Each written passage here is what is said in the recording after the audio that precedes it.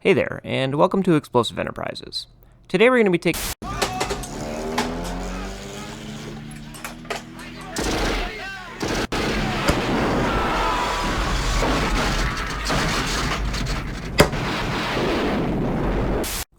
Sorry about that. Right out of the gate, we'd like to thank the creator for making this review possible. Most of the equipment that we review is from our own personal collections, so it's really a treat when someone from the community is willing to loan us something really weird to take a look at, which is especially the case with this review. So once again, thanks to the creator. We really appreciate you trusting us with your rare and expensive equipment. And we would really appreciate it if you all would shoot him a follow on Instagram at Oriental Airsoft, linked in the description below. The real M202 was designed by Northrop in 1970 as part of an effort to replace, weirdly, the M9 flamethrower. As a flamethrower replacement, it is designed specifically to fire incendiary rounds, and was intended to be used in a similar role to a conventional flamethrower for clearing out hardened positions like bunkers, while having the added bonus over a normal flamethrower of being able to engage soft targets in the open. The concept of an incendiary rocket launcher wasn't unique at this point, with the Russians fielding things like the RPO-A, but the execution of the M202 was definitely interesting. Unlike other shoulder-fired rocket launchers, the M202 FLASH, or Flame Assault Shoulder, offered 4 66mm incendiary rockets worth of on-tap firepower, and unlike the RPO or the M72 Law that its 66mm rockets were based on, could be reloaded using 4-round clips. Conceptually, this is a pretty great idea, allowing multiple incendiary shots in a relatively easy-to-transport package that still allowed the operator to use a rifle as their primary weapon. Unfortunately for the M202, it had some pretty serious ammunition reliability issues that plagued it for all of its service life. The rounds had a fairly thin casing for the incendiary mixture and had a tendency to crack open during rough handling or occasionally during the firing process. If these rockets contained a traditional incendiary mixture like jellied hydrocarbon fuels, this might not be such a big deal. But unfortunately, to increase the reliability of ignition when the rockets impacted their targets, a pyrophoric mixture of triethyl aluminum and polyisobutylene was chosen for the warhead. For those of you that aren't chemistry nerds or firefighters, pyrophoric materials are ones that ignite spontaneously on contact with the air. So as soon as the warhead was compromised, the entire launcher had a tendency to catch fire, potentially compromising other rounds in the clip, and leading to an entire safety section in the manual labeled Leaking Rockets, with such instructions as immediately take cover at least 60 meters from the rocket clip. Do not move in front of or to the rear of the rocket clip, and wait until the rocket clip stops burning. Which probably wouldn't be the most fun thing to deal with in a combat situation. This also meant that, unlike a traditional flamethrower, if the launcher was damaged by gunfire or shrapnel, it would catch fire or explode. Somewhat ironic, considering how traditional flamethrowers are incorrectly portrayed in movies to do that. All of this meant that the launcher was not especially popular with the troops, and despite technically still being in service to this day, has not been taken out of storage since it was tested in Vietnam. However, its unique appearance and design has led to it being more well-known than it might otherwise be, having been featured prominently in the incredible 1985 Arnold Schwarzenegger classic Commando, as well as a fair number of video games. The Arrow Dynamic rendition of the M202 is somewhat disappointingly a 40mm airsoft launcher. Though it isn't really fair to criticize that, since I don't think anyone has invented an airsoft incendiary, though I would absolutely be the first person to line up and buy such a thing if somebody comes up with it. In the box, you receive the launcher, a 4-round clip, the scope, a spare clip retention pin, and an instruction manual, which we tragically cannot destroy due to it not being ours. As far as external materials go, the vast majority of this thing is made from either cast or extruded aluminum, held together with a ton of machine screws. In fact, much like the Deepfire M72 Law, it actually contains more metal parts than the real thing. The clip is made of aluminum, as it should be, but on the real thing, the main launcher body is actually made of fiberglass to reduce weight and cost. Also made of aluminum are the decorative controls in various places on the launcher, as well as the scope body. In fact, the only things that appear to be non-aluminum are the rubber eye cup for the scope, this gasket on the rear cover, and the steel machine screws. Aesthetically, it's a bit on the rough side. The green paint they use doesn't appear to correlate to any real-life examples that we've been able to find photos of, but whatever paint it is, it does at least appear to be durable, since it survived a pretty rough trip through the mail that broke several parts of the launcher. If anyone knows of any real-life examples of M202s painted in this color, let us know in the comments below. While Arrow Dynamic did go through the effort of adding proper labels to the launcher, they used these super cheap looking paper stickers, which are about as durable as the product stickers that you'd see on something in a department store. They did at least use a slightly nicer sticker for the military nameplate, but come on, for a $4,000 launcher, would a proper metal plate really have been too much to ask? Aesthetics aside, with a clip of 40mm grenades loaded, the entire launcher weighs just under 10 kilos, or around 21 pounds, which is heavy enough that we had to bust out the big scale to actually weigh it. Fully deployed, the launcher is about 35 inches long, or 89 centimeters, which is actually relatively short compared to other launchers. Collapsed, you're looking at about 28 inches long, or 71 centimeters, and with all the grips and covers folded up, it turns into a mostly smooth box. The one thing that ruins that is the scope, which unfortunately doesn't really fold out of the way and is on the same side of the gun as the sling mount, so it's going to be pressing up against your back and probably has a pretty good chance of breaking, unfortunately, but more on that in a bit. The front and rear covers are held in place by a snap latch with a small safety tab to prevent them from accidentally opening. True to the real M202, the front and rear covers both serve an additional function. The front cover has a handle attached to it, which can be used for hauling the launcher around when it's in the folded configuration, and when deployed, rotates 90 degrees and locks in place as a front grip. Ostensibly, this is supposed to latch into place in the main body, but unfortunately some rough handling by USPS bent the small metal tab that allows it to lock in, so that no longer functions. Obviously, that's not cool on USPS's part, but having that tab be so flimsy is also far from ideal from a design perspective on such an expensive launcher. When folded down, the rear cover doesn't lock in place, but acts as a shoulder rest. Honestly, it's a pretty terrible shoulder rest, but it does do the job. The rubber gasket does at least make it slightly more comfortable than it could otherwise be. Also of note, there are 4 blocks of foam on the inside of the cover to keep the barrels from bouncing around, as well as the storage space for a spare clip retaining ring. The pistol grip is held in the folded configuration by a bit of spring tension, which seems sufficient to keep it in place. It is popped out of the gun when the front grip is fully deployed, but can also be manually pulled out if required. Once deployed, the trigger locks into place and can be released by pressing the button on the underside of the launcher directly behind the trigger. As far as controls go, you've got a safety, and that's it, which is all you really need on a grenade launcher, and unsurprisingly, it does the job. Some labels to indicate the safe and fire positions would have been nice, though. Like on the real thing, there is a fold-away wire handle attached to the rear of the clip to help with deploying the launcher. For sling mounts, you get 2 3/4-inch rings, which wrap most slings in a 2-point configuration. Really don't feel great about these, since they feel like those super cheap style of wire rings that can split, and it seems like the way they're mounted to the gun focuses a lot of that load onto a very small area, and I'd be worried about them bending or snapping off. It's maybe just paranoia on my part, but we'd have to follow up with the owner down the line to see if that becomes an issue. And finally, you have the scope. Frankly, this thing is just depressing. While it is at least made of metal and glass, the crosshair is completely inaccurate and looks like something you might see on a Nerf gun. The glass that the crosshair is etched on is also not secured to the scope housing and is able to freely rotate within it. For what this launcher costs, they really could have done a bit better than this. The scope mount plate does function like the real thing and has 2 positions, one for firing and the other for the stowed position. Unlike a typical launcher, this mount isn't meant for elevating the scope to aid with aiming, as on the real one, all the elevation marks are on the scope reticle itself. Unfortunately, on the Airsoft version, the crosshair reticle doesn't really do anything for us to help with aiming, so you're stuck with Kentucky windage. Unlike the much cheaper VFC Carl Gustaf, which has a fully adjustable set of iron sights and an adjustable optics mount.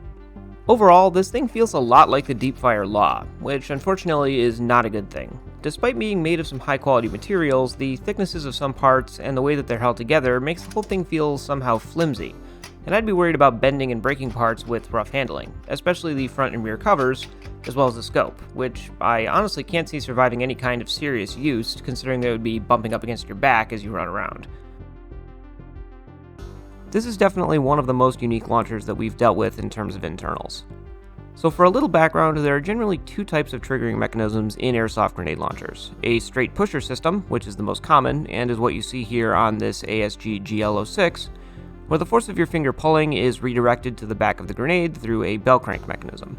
And then, much more rarely, you have the types of launchers that use a spring-loaded mechanism to trigger the 40mm shell. Either some sort of hammer, like in the case of the Craft Appleworks HK69, or a straight pull spring-loaded firing pin, like in the case of the APS Thor.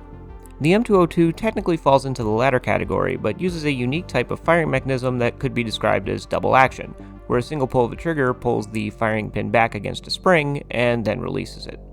Usually, these spring-loaded firing pin launchers are pretty terrible, since different grenades have different amounts of force required to operate the trigger valve, and that force changes depending on what kind of gas you use. Thankfully, this launcher actually comes with some pretty beefy springs in it, and is fully capable of operating our gold standard for grenades, the Avenger's CO2 grenade.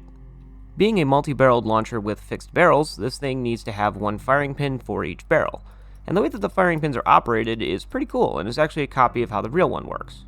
Pulling the trigger doesn't directly actuate the firing pin. Instead, it rotates this long rod running through the entire main body of the launcher, ending in this block, which the real launcher's technical manual calls the firing pin housing. The shape of this housing allows it to key into the barrel clip, which holds it in place. We can demonstrate how the firing pins work by holding the firing pin housing in place, and you can see that when the trigger is pulled, these firing pins cock themselves and fire in one stroke, and then the mechanism moves on to the next firing pin. This is done with a barrel cam mechanism that is rotated using that rod that is attached to the main trigger. Apart from being held on by some extremely annoying pins, the whole design is pretty clever, but it does lead to this really weird trigger shape and a very long and unpleasant trigger pull, though that is kind of par for the course with airsoft grenade launchers. So when those firing pins drop, they press onto one of the 4 levers on the back of the clip. These levers then press down on this super long rod, and that rod presses into the back of the grenade. Overall, it's not a super efficient system, but it does get the job done and does allow the launcher to collapse and extend. There are a couple of really annoying problems with this whole thing, though. One is the diameter of these long firing pins. They are extremely skinny, which means that they have trouble triggering certain brands of 40mm grenades, since the rod either slips into the vent hole on the back of the grenade, or the chamfer around that vent hole. Unfortunately, that means that this thing doesn't work with tag brand 40mm shells, and short of some extremely extensive modifications, can't be made to do so. Though, like I said, it does work with Avenger's grenades, which can be modified to fire tag projectiles using our 3D printed adapters, which you can find on our Thingiverse page, linked in the description below. The other more pressing issue is the odd mechanism used to hold the grenades in place in the clip, which precludes you from using pretty much any brand of grenade. I seriously have no idea what brand Arrow Dynamic used to test this thing, but not a single grenade in our collection fits in there by default. The problem is this little support arm here. It's designed to keep the grenade aligned with the barrel when the firing pin hits it, since the grenade would tip to the side otherwise, as it is only being held into the clip with a single point of contact. It's not a bad idea, but the support arm is simply too wide to allow most grenades to actually fit in there. Thankfully, Arrow Dynamic was thoughtful enough to have these arms held in place by a screw, which we can remove and replace with a more appropriately sized 3D printed replacement. And that allows us to fit a far wider variety of grenades in there. If you happen to be one of the extremely small number of owners of this launcher, you can find those 3D print files on our Thingiverse page in the description below. Even after modification though, there is still the issue of how wide this hole is. Different brands of shells have different sized rims, and unfortunately Arrow Dynamic made this hole a bit too small for certain types. The adjustable tag shells do not fit, and wouldn't fire anyway even if they could, nor do Craft Appleworks or Classic Army shells. That's a bit disappointing, but seemingly not unprecedented with these large launchers, as the VFC Carl Gustaf is also quite picky with shells. We can confirm that Avengers, MAG, APS, Ace Tech, and 40 Max shells do fit. One final note on the internals. Since this launcher collapses, you have 2 different diameters of tube that telescope into each other, with the actual barrel being the larger diameter in this case. That comes out to 66mm, which is the caliber of the real thing, and is unfortunately too large for any foam rockets or other non-tag projectiles to actually form a seal. As well, with the way that the firing mechanism telescopes into the launcher, it would actually push any projectiles that you had inserted into it out of the launcher once you collapsed it. So you'd have to manually load all your projectiles after extending the launcher, which would be pretty tedious. We'd really recommend sticking to tags with this one. To load the launcher, you need to start by removing this retaining pin, which attaches the launcher clip to the firing pin housing. A spare one is kept in the rear cover of the launcher, or you can remove the spare and use that spot as a holder if you plan to reload the launcher in the field. With that retaining clip removed, you can use the bail handle to pull the clip all the way out of the launcher. There isn't any kind of detent or mechanism to keep the launcher extended, so the entire clip should just slide right out. To load the launcher, you simply push the grenades into the fronts of each of these 4 tubes on the clip, and they are then held in place at the rim by this little arm here. The grenades are unloaded by pushing on this button, which swings that arm out of the way. With the grenades loaded, you can just slide the clip back into the launcher. Now, orientation does matter here, since the wire handle can get hung up on the rear cover if you insert the clip the wrong way. You want to make sure that the handle is horizontal to the launcher and that it is folded down. After sliding the clip in, line it up with the firing pin housing and reinsert the retaining pin. After that, fold the rear cover up and secure it. To fire the launcher from the stowed position, you pop the front and rear covers off, then rotate the front grip 90 degrees so it slots into the groove. Then, grab the trigger and rotate it down until it clicks into position. Finally, pull the clip into the extended position by grabbing on the clip handle and pulling it out. As I mentioned, there isn't any kind of detent or mechanism to keep the launcher extended, so it's just friction holding it open, which is pretty lame considering how easy it would have been to just make this handle here functional. Although there is enough friction on it that it seems to hold in place pretty firmly. Once deployed, you can pop the scope out and go to town. It fires the barrels in a counterclockwise direction, and if you wanted to get really crazy, you could mix and match your loads depending on the engagement. But honestly, given the fairly useless optics, it might just be smarter to have all 4 barrels loaded the same way to give yourself a few rounds for adjustment. Performance-wise, there don't seem to be any bore obstructions or other issues that would prevent the launcher from firing projectiles, and tags seem to run through it without issue. Man, it almost hurts to say it, but this launcher's a bit of a disappointment, although we'll start off with the good stuff.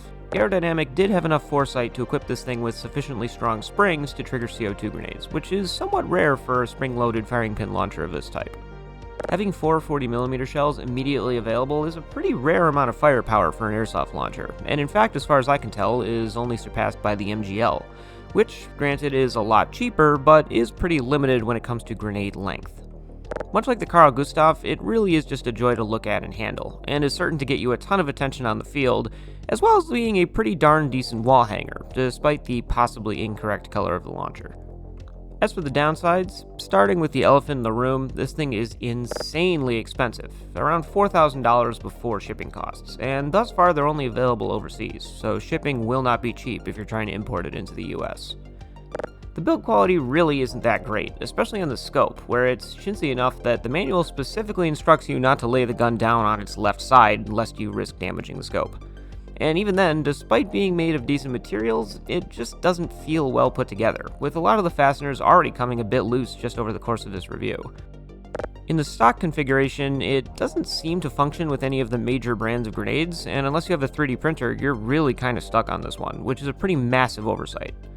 It's a long shot, but if you happen to own one of these, or know the folks at Arrow Dynamic, let us know in the comments what shells this thing's actually designed to use, because we certainly couldn't figure it out.